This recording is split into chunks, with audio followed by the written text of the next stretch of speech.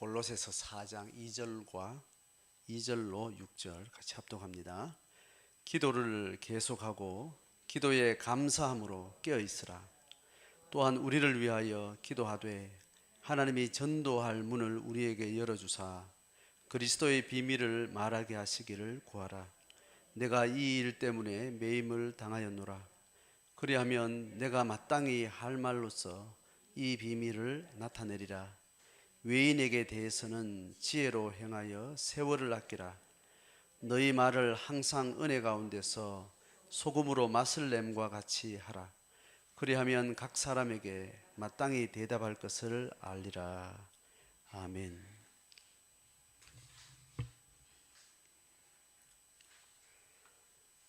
지난주 4장 1절까지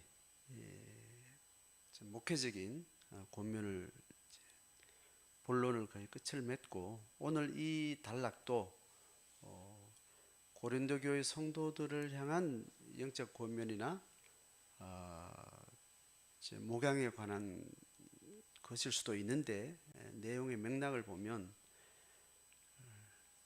본인의 문제를 어느 정도 좀 언급해서 기도해 달라 그러고, 거기에 추가해서 너희들도 이런 식으로 복음 앞에 서면 좋겠다, 이렇게 이제 다는 걸 봐서는 골로새 교인들의 목양의 핵심적인 주제는 아니었던 것으로 이제 이해가 돼요. 뭐 보는 관점에 따라 다를 수 있는데, 그래서 2절부터 보면 기도를 계속하는데 감사함으로 껴 있으라, 이렇게 이제 골로새 교인들의 기도와 삶에 있어서 교회 생활 속에서 기도 문제를 다루는 것처럼 시작은 했지만, 이제 곧바로 언급해서 자기의 이제 메인, 지금 골로새서를 쓰고 있는 바울의 지금 형편이 어떠냐면 감옥에 있는 거예요.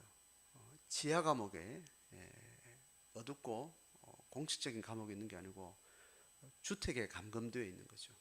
가택연금, 이렇게 어려운 말이 나오는데, 일상적인 집에 갇혀가지고 바깥 출입을 전혀 못하도록 병사가 지키는 비교적 자유로운 이제 그런 상태에서 이제 감옥 생활을 하고 있죠.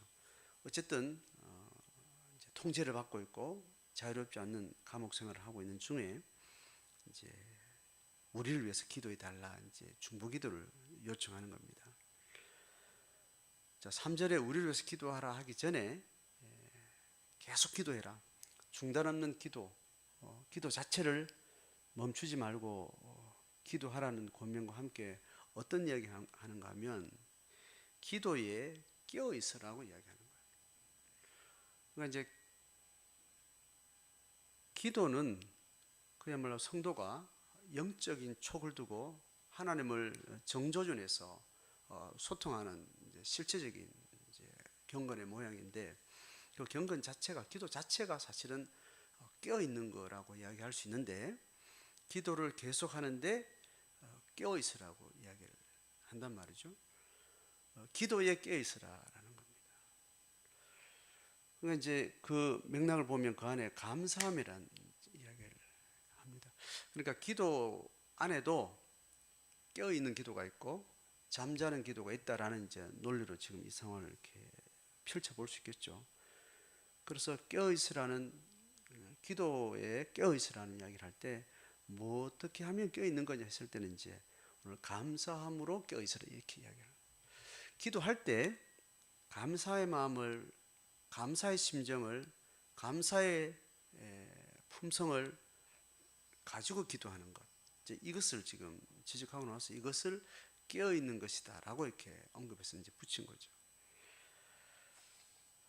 3장 저 앞에 보면 그리스도의 평강이 너희 마음을 주장하게 하라, 이제 이 맥락으로 지금 이제 중요한 목회적 권면을 할 때, 그 권면을 하는 그 끝에 계속 뭐를 첨삭을 했는가 하면 감사하라, 감사하라, 감사, 계속 이제 그 이야기를 해요.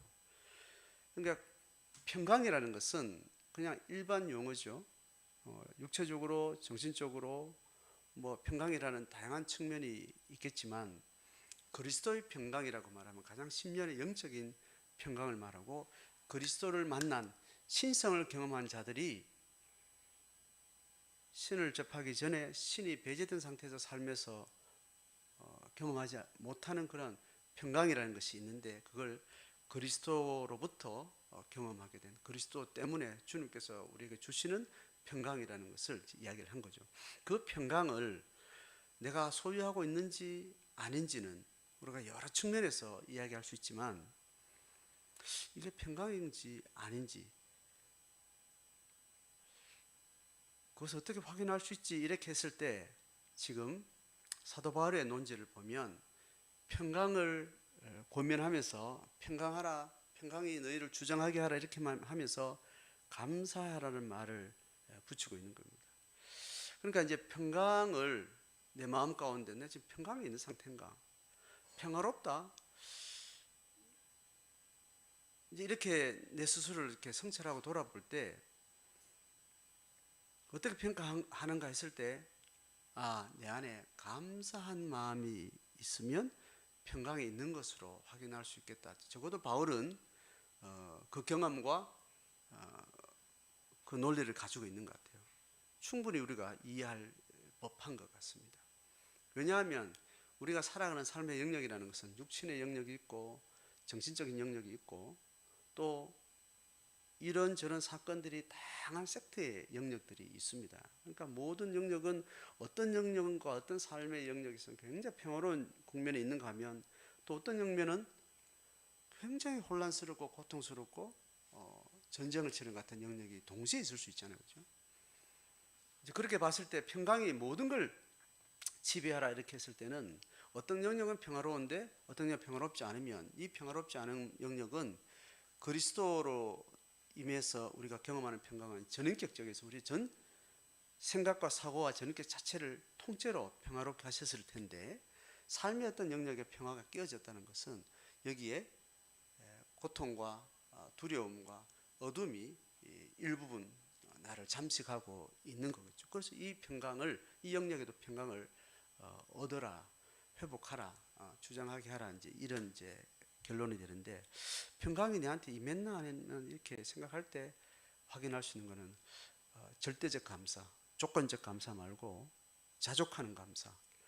환경과 상황이 아무리 악하고 어려워도, 문제가 있어도 내 심령의 평강이 나를 지배하게 된다라는 이제 그런 측면에서 오늘 이 논지도 감사하는 마음이 결국은 그리스도의 평강을 이야기했던 그 논지를 보면 예수가 주신 그 평강에 충분히 내 마음의 전인격이 들어진 상태에서 기도해야 그것이 껴있는 기도가 되는 거죠. 그런 의미에서 하나님의 성령이 우리 속에 기도하게 하시고 그 기도를 통해 또 성령의 영향을 받거든요. 주께서 주신, 우리에게 주신 복음이 우리에게 들어와서 그 복음에 대해서 우리가 전인격적인 적극적인 반응을 할 때 성령이 또 우리의 반응에 또 다른 반응을 해요. 그러니까 성령과 그리스도는 우리가 교감하는 분입니다. 우리가 가만히 있고 주께서만, 성령께서 막 스스로 일하시는 분이 아니란 말이죠. 우리를 인격체로 만들어 놓고 같이 교감하기를 원하시는 하나님은 성령의 역사도, 그 성령이 먼저 우리에게 지혜를 일정 부분 주시면 그 지혜를 우리는 얻어서 우리의 의지를 가지고 그 지혜를 어둠의 영역에 적용하고 또 실행하는 우리의 전인격적 반응이 있을 때 성령은 또 다른 지혜와 또 다른 역사로 우리와 함께 계속 시너지가 생기는 거죠. 그러니 감사함으로 기도한다 했을 때는 그 기도가 성령이 그리스도의 평강을 기반으로 한 역사로 우리 가운데 놀라운 또 다른 응답을 하시고 또 다른 기도 영역을 확장하시고 그렇게 하겠죠. 그리스도의 평강이 내 마음에 주장하지 않는 상태에서 뭔가를 기도를 하게 되면 그 기도는 아무리 봐도 그 기도가 하나님이 받으실 만한 기도가 못 될 가능성이 많겠죠. 그러니까 우리의 기도는 근본적으로 충만한 하나님의 복음의 전제 위에 주께서 원하시는 것을 기도하는 것이 우리의 기도란 말이죠. 현재 언어나 표현 방식과 그 장은 우리 안에 있는 결핍을 기도하는 것처럼 보이지만 실제 원리는 주께서 우리를 온전케 했으니 더욱 온전케 하실 하나님의 선하신 역사를, 그 약속을 붙들고 아직 온전케 되지 않은 영역에 대한 우리는 중보의 기도를 하게 된다는 말이죠. 그러니까 그 기도를 하는 주체는 이미 하나님이 주시는 복음과 생명의 풍성함 산에 먼저 선경험을 가진 자들이 기도를 하게 되는 거예요. 그래야 그리스도의 성령의 불을 땡기고 하나님의 역사를 끌어오고 하나님의 복음의 통로 역할로서 우리가 쓰임받게 되는 거라는 거죠. 그런데 우리가 감사가 없이 주님이 주신 평강의 선경험이 우리 속에 결핍된 채로 뭔가를 구한다는 것은 하나님이 일하시기를 구하는 것도 되지만 사실은 우리가 원하는 것을 또 구하게 될 수 있는 소지가 많게 되는 거죠. 그런 의미에서 기도가 하나님의 성령 역사를 땡길 수 없는 그런 기도, 자기 한탄의 기도, 원망의 기도, 하나님 뜻과 상관없는 기도가 될 수 있으니, 그런 의미에서 기도할 때 내가 감사의 마음이 있는가, 내 안에 어떤 결핍을 안고 기도하고 있는 건가, 그러면 그 결핍을 놓고 따로 그 결핍이 회복될 수 있도록 먼저 기도하고 난 다음에 그 다음에 어떤 사역을 위해서, 전도를 위해서 중보의 기도를, 어떤 타자의 어떤 결핍을 부르는 기도를 할 수 있게 되는 거죠. 그래서 예배도, 예배를 드리러 오는 자에게 너도 예배 들어오기 전에 화해하지 못한 그 부분에 대해서 내가 정리하고 예배하라, 이렇게 이야기를 하는 거죠. 그 말은 화해가 안 된 사람은 절대 예배할 수 없다는 그 말이 아니고, 예배라는 것은 하나님의 역사를 우리는 찬양하고 불러드리고 또 확장할 수 있는 그런 기도와 찬양과 그런 이제 반응을 하는 건데, 내 삶의 한 영역에 예수의 복음이 충만하지 않은 어떤 갈등과 고통의 문제를 가지고 있다면 그것을 다른 질의 영역에서 주목을 해야 된다는 것을 얘기를 하는 거죠. 그런 의미에서 기도를 중단 없이 하되 깨어있는 기도가 되도록, 감사와 복음과 평안의 선경험 안에 네가 들어갈 수 있도록 네 마음이 먼저 주장되어지고 난 다음에 그 풍성한 그리스도의 평강의 심정으로 뭔가를 실행하라라는 겁니다. 복음을 위해서 살겠다는 의지가 없으면 결핍된 채로 뭘 많이 해도 돼요. 결핍된 채로 악에 바치고 성질나고 서럽고 억장이 무너지고 이런 채로 뭘 해도 상관없어요. 복음을 가지고 살고 싶다 할 때는 그 상태에서 뭔가 하는 것이 내 눈에 인지가 되지 않으면 모르겠지만, 그 인지가 되고 있으면 가만히 있어라, 잠잠히 있어라, 이렇게 이제 성경은 가르치는 겁니다. 왜냐하면 내 안에 그 결핍이 있는 채로, 내 안에 화가 있는 채로 어떤 일을 하면 그 하는 일마다 때마다 내 화를 질질 흘리고 다니기 때문에. 그래서 결혼을 한 엄마가, 애기 엄마가, 새댁이 아이를 건강하게 키울 수 있는 심리적인 안정감과 영혼을 세우려고 하는 풍성한 성품의 안정감이 없으면 그 아이를 키우는 동안 계속 결핍된 자기를 드러내게 된다고요. 그러면 절대 주권 하에 그 아이를 키우는 게, 그 아이에게는 엄마가 하늘이고 생의 전부인데, 이 세상의 전부고 강력한 그의 마음을 주장할 수 있는 주권을 가지고 있는 사람이 결핍된 마음을 가지고 있는, 뻑하면 화를 내고 뻑하면 짜증내고 이걸 주체를 못하는 그 결핍의 정서를 가지고 있는 엄마가 그 애를 키우면 키울수록 걔는 어둠의 지배를 받게 되는 거예요. 삐뚤어진 성품과 두려움의 성품과 어떤 그러한 것들이 그에게 이제 들어가게 되는 거죠. 그러니 우리의 기도가 하나님이 쓰실 만한 기도가 돼야 되겠죠. 적어도 기도는 그렇겠죠. 삶의 영역에서는 내가 주를 위해 합니다 라는 말을 하고 할 수도 있고, 주를 위해서 하나가 내가 그냥 살기 위해서 합니다 이런 영역도 있을 수 있지만, 기도라는 것은 철저하게 하나님의 뜻을 이루어가는, 하나님의 나라의 역사를 이루어가는, 그게 기도라면, 기도하는 내 정서에, 내 인격에 감사가 정직하게 있지 않는 상태라면 끼어있는 기도가 안 될 수 있다. 이제 그런 문제를 가지고 그때는 중보 기도가 필요한 것이 아니라 그 결핍된 심령에, 상처받은 영혼에 그 하나님의 도우심을 기도하는 그 기도가 먼저 이겠죠. 그런 차원에서 하나님의 평강이 우리를 지배하는 그 마음으로 기도해야 할 텐데, 감사가 있는지, 혹은 감사하지 못한 어떤 영역들이 있는지를 이렇게 점검해 보면 그리스도의 평강이 어느 영역에 결핍되어 있구나라는 발견을 할 수 있겠죠. 자, 그런 차원의 내용을 담고 있는 이제 선언적인 기도의 권면이라 할 수 있겠습니다. 자, 그리고 나서 이제 기도 내용을 이제 다루면서 전도와 전도하는 전도자의 언어에 대한 이야기로 이제 자연스럽게 3절부터 넘어갑니다. 3절 이렇죠. 또한 우리를 위하여 기도하되 하나님이 전도할 문을 우리에게 열어줘. 바울 개인과 바울의 이제 전도 공동체 팀을 이야기하겠죠. 그리스도의 비밀을 말하게 하시기를 구하라. 내가 이 일 때문에 매임을 당했노라. 그럼 이거는 지금 뭐 사도 바울의 지금 메인이 처지에 대해서 이 처지의 이 상황이 나는 이거를 어떤 관점에서 이걸 이해하고 해석하고 있는지를 이 한마디로 설명을 하는 겁니다.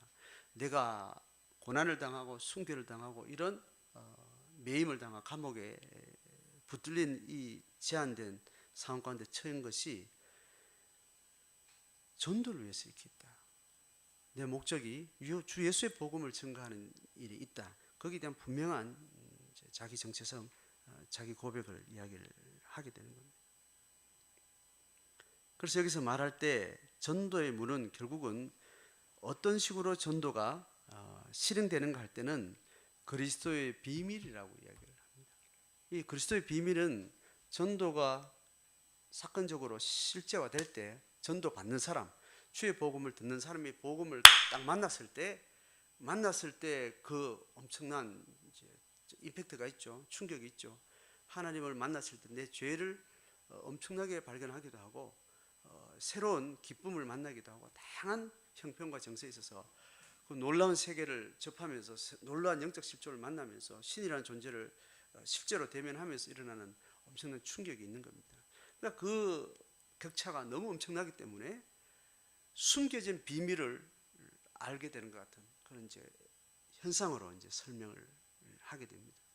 자, 그러니 이 비밀은 누구에게는 알려지고 누구에게는 알려지지 않는, 아는 사람과 모르는 사람한테 격차가 너무 큰 거예요.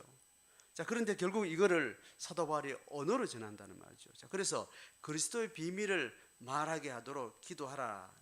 그것 때문에 나 지금 매여 있다. 이제 그렇게 이제 선언을 하고 나서 이제 4절을 어떻게 이야기하는가 하면, 그렇게 기도해주면 내가 마땅히 할 말로서 이 비밀을 나타내리라. 자, 할 말이 뭐냐 하면 이 비밀을 깨우쳐 주느냐 깨우쳐 주지 못하느냐, 이게 지금 당락이라는 것이 이게 완전히 도안이면 뭔 거죠, 그죠? 그 심각한 상황 가운데 내가 누군가의 언어로 주의 복음을 전하는데 이게 도가 되느냐 뭐가 되느냐, 이제 그 중요한 결정에는 이게 매번 사도 바울의 경험에 의하면 말이 너무 중요하다라는 거예요. 말이 너무 중요하더라. 말의 내용이 중요한 것도 있지만 말의 기회가 중요하고 말의 듣는 자의 어떤 태도에 대한 내가 해박한 통찰이 중요하고 다양한 것들을 아마 생각했겠죠. 그래서 내가 마땅히 할 말, 적당히 할 말, 꼭 해야 될 그 시점에, 그 상황에, 그 방법에 그런 뉘앙스로 말하는 것들에 대한 이제 이야기를 이제 하고 있는 것입니다. 왜냐하면 이렇게 말합니다. 5절, 6절 설명을 보면 이제 자기가 이 마땅히 할 말로 비밀을 전하는 것들이 비밀을 알거나 모르거나 하는 이 사건으로 드러나더라는 거죠.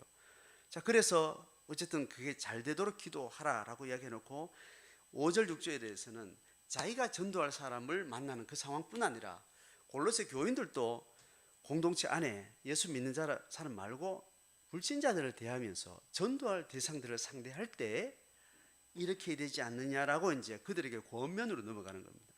이 권면의 기본적인 베이스는 뭐냐면 자기가 전도할 문을 계속 구하면서 전도하는 많은 시행착오를 통해서 깨닫게 된 어떤 원리들을 설명하는 것 같아요. 이렇게 이야기합니다. 5절에 외인에 대해서는 어떻게 하라라고 이야기하는 말은 곧 이 전도할 문을 열기 위해서 내가 계속 불신자들 대할 때 나는 이렇게 해왔노라, 이렇게 방법을 깨달았노라는 것을 뒤에 행간에 넣고 이야기하는 걸 이해할 수 있겠죠, 그죠? 어떻게 말하는가 하면 지혜롭게 행해야 된다. 그리고 세월을 아껴야 된다. 이렇게 말합니다. 자, 지혜로 행한다는 것은 말뿐만 아니라 그들과 관계하는, 말을 한다는 것은 관계 속에 있으니까 관계를 할 때 내 행동과 삶이라는 게 다 드러나고 그것과 함께 묻어서 언어가 첨삭이 되는 거예요.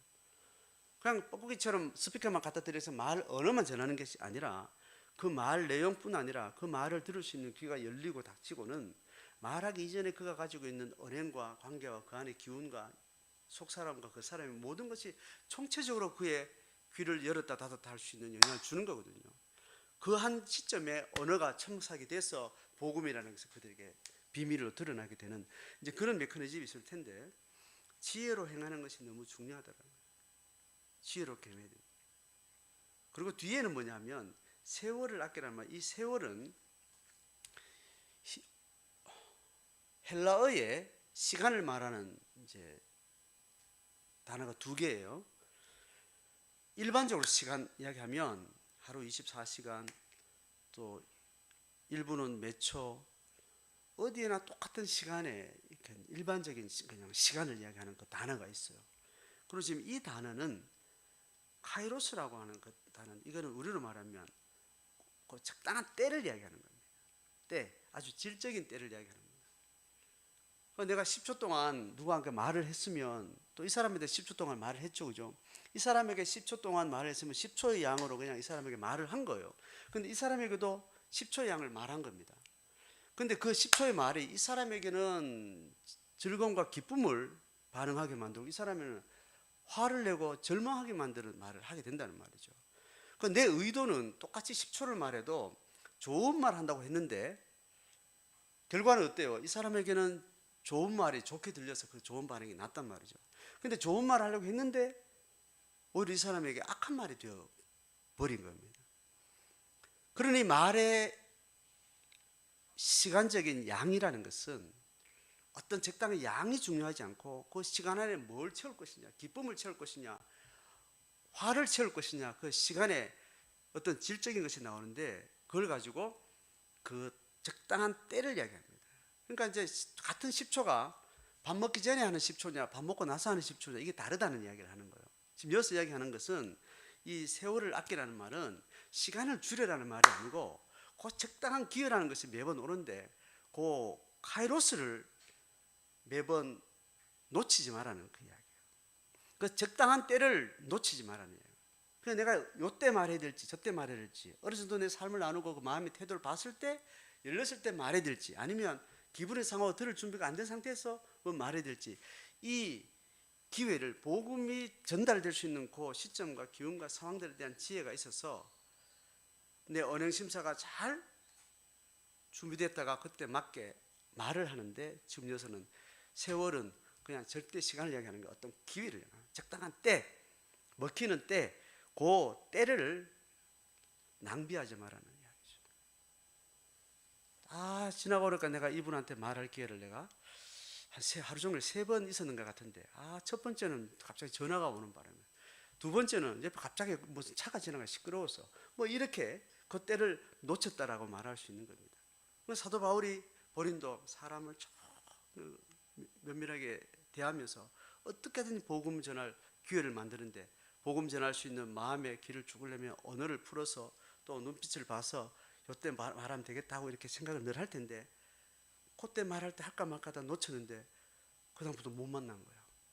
뭐 이런 여러 가지, 예를 들어 그 주신 기회에 전도할 물을 내가 결국 놓친 이런 여러 가지 케이스가 있었을 것 같아요. 그러니까 이제 상상을 하자면, 그래서 불신자를 대할 때 늘 지혜롭게 행해서 내가 지금은 뭘 할 텐지 어떻게 말해야 될지 잘 해서 기회를 놓치지 마라. 이제 이런 맥락이 되겠습니다. 그러면서 6절은 또 다른 이제 측면에서 이야기를 하는데, 이거는 뭐 지혜에 대한 이야기와 관련된 것 같아요. 또 때를 놓치지 않는 그 이야기도 되는 것 같고, 6절에 이렇습니다. 너의 말을 항상 은혜 가운데 있으라. 위의 맥락하고 똑같죠. 감사하는 품성을 가지고 마음을 가지고 기도를 해야 된다. 은혜 가운데서 말을 할 수 있어요. 내가 하나님 앞에 거저받은 자로서 풍성한 내 내적인 안정감을 가지고 말을 해야 된다. 그래야 내 눈빛의 흔들림을 보지 않고 내 눈빛에서 정말 안정적이고 그윽한 사랑을 그는 언어를 통해서뿐 아니라 그 눈빛을 통해서 그 말의 기운을 또 다르게 느낄 수 있을 거야. 이 눈빛은 거짓말을 못한다. 네 마음에 은혜로 충만한지 그리스도의 평강으로 충만한지 아니면 어떤 불안함이 내 속에 있는 채로 뭔가를 좋은 말을 주어 담을지 모르지만 듣는 사람은 예민한 사람은 눈빛을 보고 그 말이 진정성이 느껴지지 않는다. 혹은 다양한 이야기를 할 수 있다는 말이죠. 그 은혜 가운데 서 말을 해야 되는 거.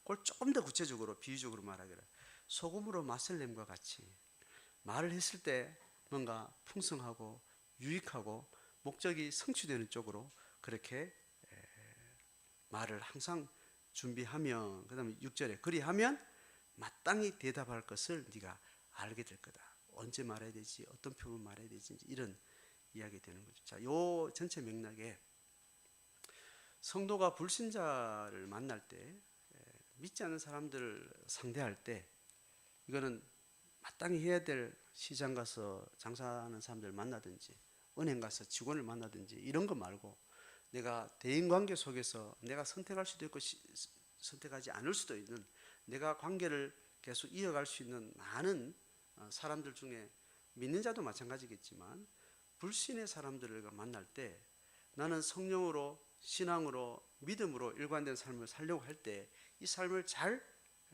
가져가려면 이 신앙과 함께하는 사람들이 적어도 내 삶에 어느 정도 안배가 돼야 되겠죠. 그리고 또한 하나님 이 복음을 가진 사람이 또 믿지 않는 사람과 함께 어울려 살면서 그들로부터 영향을 받지 않도록 자기를 잘 지켜내고 오히려 그들에게 좋은 선한 영향을 줄 수 있도록 우리에게 요청을 하고 있기 때문에 불신자를 만나는 관계 맥락에서 우리가 그들에게 기가 빨리는 방식으로 교제를 계속 이어가는 것은 하나님이 경계하시는 거죠. 그의 어둠과 그의 원망과 그의 세속적인 어떤 가치체계가 내한테 자꾸 스물스물 기어들어오는 방식의 그런 교제를 네가 절제하라, 끊어라, 버리라 이렇게 이야기를 하겠죠. 그런데 봤을 때는 적어도 이 사람은 결핍 속에 있어서 내한테 어떤 악영향을 주기보다는 어떤 삶의 필요에 계속 허덕이는 사람이어서 내가 잘 섬기고 사랑하며 그리스도의 복음을 잘 흘려보낼 수 있겠다면 그와 관계를 시간도 내고 돈도 쓰고 기회를 만들게 되는 거죠. 이제 그런 맥락을 우리가 이해할 때 전도할머는 꼭 사람을 복음을 전해야 되겠다 이런 목적을 가진 어떤 그런 어떤 행위보다 일반적인 교제권에 있는 모든 대인관계 속에서 불신자를 우리가 어떤 맥락에서 계속 관계를 유지해야 될지 그러기를 위해서 시간을 써야 될지 내가 가지고 있는 에너지를 써야 될지 또 돈을 써야 될지 다른 기회를 포기하고 그와 계속 관계를 유지해야 될지 그런 고민들을 우리는 하게 될 텐데 그리스도의 비밀을 말할 수 있는 그때가 언젠가 올 거다라고 생각하면 적어도 하나님 앞에 그때가 올 때까지 관계를 맺게 되겠죠. 그래서 한 기회가 왔다 할 때는 왔다구나 하고 던져서 내가 말할 수 있는 때를 얻기 위해서 바짝 긴장하고 촉각을 세우고 그 기회를 놓치지 않기를 원하는 겁니다. 낚시를 제가 많이 해보진 않았지만 낚시하는 사람들 우리 영상을 통해서 많이 보잖아요. 낚시 던져놓고 세워라 내워라 기다리면서 고기를 잡겠다는 사람이 풀도 뽑고 라면도 끓여 먹고 술도 마시고 잡담하고 별짓을 다 합니다. 고기를 잡겠다는 일념으로 그 찌만 쳐다보고 가만히 있지는 않는단 말이죠. 일단 찌를 던져놨으니까 찌에 신호가 올 때까지는 나는 느슨하게 생활하는 겁니다. 밥도 되면 밥도 먹고 이야기할 거면 이야기도 하고 뭐 딴질도 하다가 딸랑딸랑 소리가 나잖아요. 그러면 그 때가 왔다 기회가 왔다 싶으면 곧 차도 0.1초 차이로 잡아채야 되느냐 놔야 되느냐 이게 고기를 놓치느냐 잡느냐 그 시점을 볼 때는 그때는 딱 잡고 눈을 부릅뜨고 0.1초를 놓치지 않으려고 그 시간을 긴장을 바짝 하고 이렇게 있게 되잖아요. 우리가 복음을 전할 기회를 가지고 사람을 상대한다는 것은 찌를 던져놓는 마음으로 있는 거죠. 그래서 세월에 내월에 가는 겁니다. 그 사람이 성공하고 돈도 벌고 주식도 대박치고 집도 사고 그 성장고 세속적으로 잘 되는 것이 나를 심장 상하게 하고 기죽게 만들고 나도 그거 회복하지 뭐 이런 마음이면 할 필요 없겠죠. 어떤 심정으로 흥해 가든 간에 언젠가 너는 어둠을 만날 거다. 언젠가 네 영혼의 절대 결핍 안에 들어서 네 복음의 이 미끼를 물게 될 텐데 그때까지 나는 천없이 기다리는 거죠.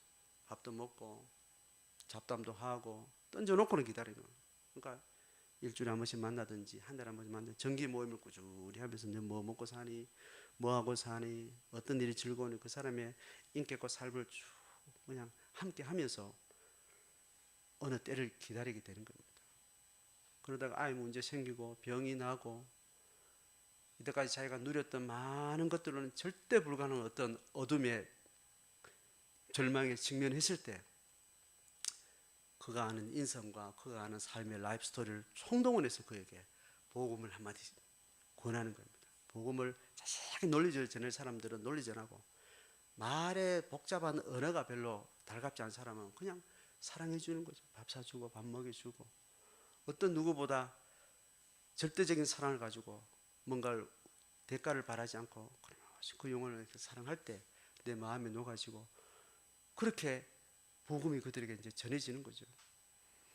이런 측면에서 오늘 기회를 놓치지 말라는 것은 시간의 양을 줄여라는 이 말이 아니고 기회가 올 때까지 우리는 늘어진 시간을 던져놓을 때가 있는가 하면 긴박한 시간을 우리는 또 쪼아야 될 때가 있고 그런 길고 짧은 인생의 긴 맥락을 놓고 우리는 불신자를 길게 상대를 하는 거죠. 불신의 자식도 마찬가지, 불신앙의 부모도 마찬가지, 불신앙의 형제도 마찬가지. 적어도 죽을 때까지는 연을 끊지 못하는 가족과 친척과 이런 관계다라는 것은 평생 그물을 던져놓고 어느 때가 오기를 그렇게 하세월을 기다리게 되는 거죠.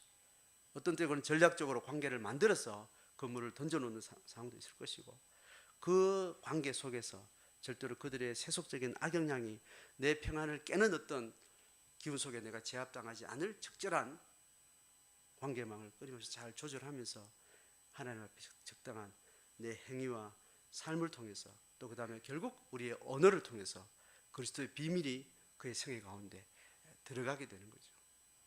우리가 많은 사람을 상대하고 불신자를 상대하는 그런 맥락 속에서 성경은 이런 어떤 원리 속에 우리에게 소명하는 것 같습니다. 지금 맺고 있는 여러분 많은 관계가 있을 터인데 불신자들을 상대하는 모든 관계 속에서 끊어야 된다면 끊고 끊을 수 없다면 그들의 악영향으로부터 자기를 잘 지키면서 언젠가 그에게 복음을 그리스도의 비밀을 말할 기회를 두고 늘 하나님 앞에 느슨한 마음으로 가다가 때가 왔을 때는 긴박한 마음으로 긴장을 바짝 해서 정말 그에게 복음이 스며들 수 있는 언행으로 그에게 본문이 말하는 그리스도의 비밀을 말하게 하시기를 구하라. 이 기도가 우리 삶 속에 일생 동안 있게 되는 거죠. 어떤 그런 과정을 통해서 우리는 어느 날 복음을 알게 됐고 또 우리는 그 복음을 증언하는 자로 이 생에 또 하나님 앞에 부름받고 있는데 각자의 삶 가운데 또 공동체 생활 가운데 이런 열매들이 아름답게 있기를 주의 이름으로 축복합니다.